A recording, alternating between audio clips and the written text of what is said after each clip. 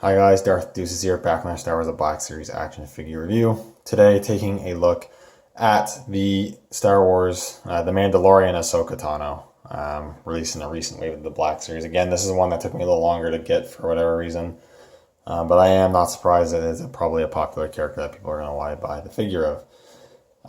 But yeah, I almost didn't get this figure. I got the Vintage Collection one a number of months ago now at this point, and that figure is really good. Where I was like, almost like, do I really need to get the Black Series one? But I have a Black Series Mando shelf, so I was like, I gotta get it for that shelf. And it is a really nice figure. I really do like it a lot. Yeah, so let's just get right into it. I think first off, and maybe probably the most impressive thing of the figure is definitely the head sculpt and face print. I think they did a pretty good job. It definitely looks like how Rosario Dawson, looked in The Mandalorian in the show.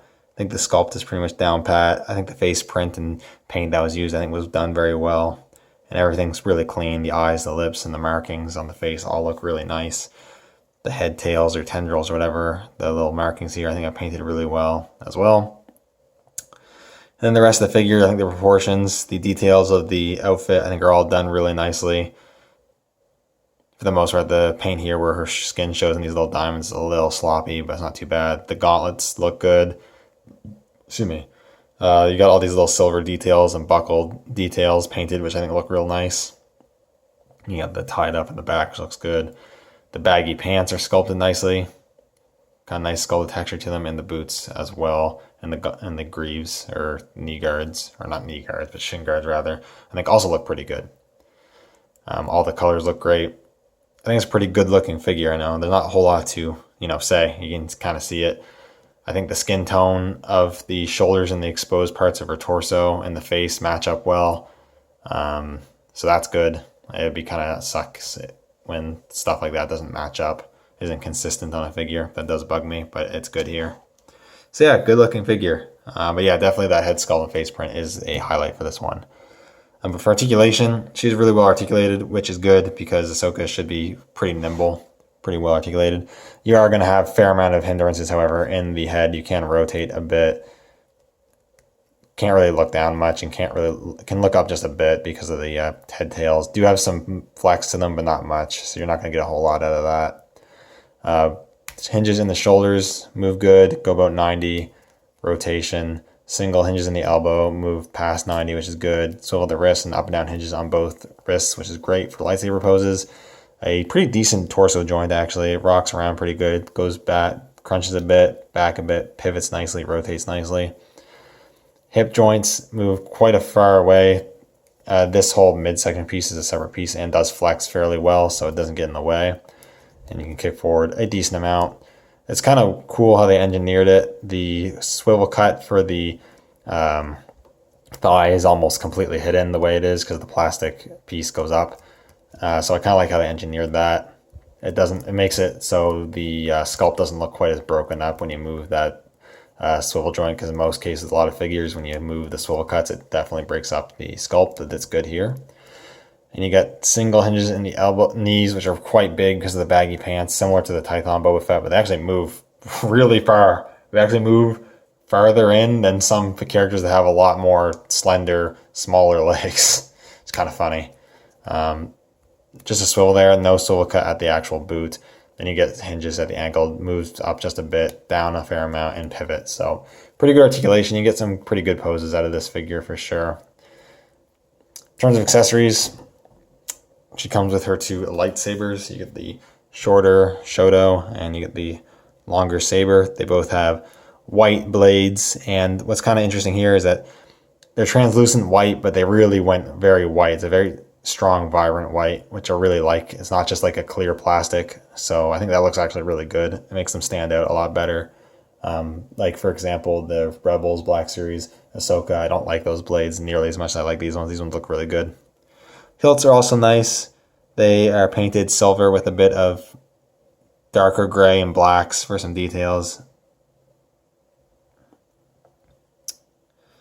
If I can get them to focus, that's kind of a pain. There we go. So those look good. They do both have loops on the bottom, and you can remove the blades, so take the blades off. She has these little pegs on her, around her waist. You can peg in the lightsaber hilts. And that looks pretty good. Of course, she can also hold them. She grips both the weapons, both the sabers, very well.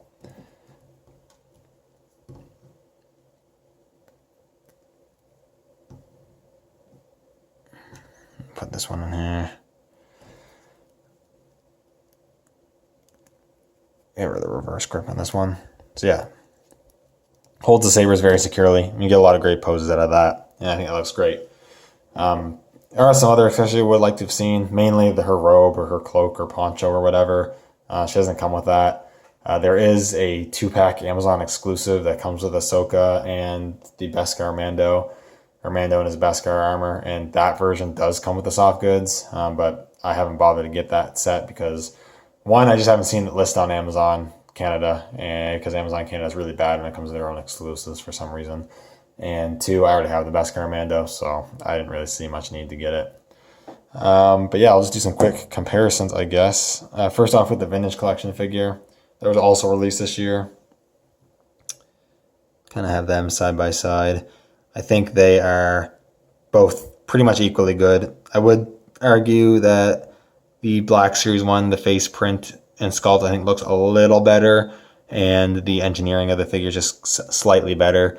But they're both really good figures. If you just collect one of the scales, you've got a good Ahsoka figure either way. But both are really nice. Here she is with the Beskar Mando from a couple of years ago now.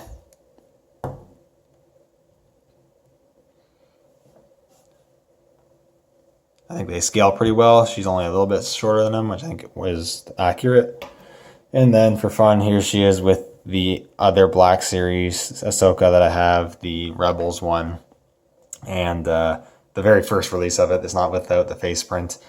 And yeah, I definitely like the new one better. I don't have the Clone Wars one, unfortunately, but the Rebels one's okay. I've honestly never been the biggest fan of it for a few different reasons that I'm not going to go into. But yeah, this one just so much better, holds the accessories better, and I think just is a more solid, better looking figure.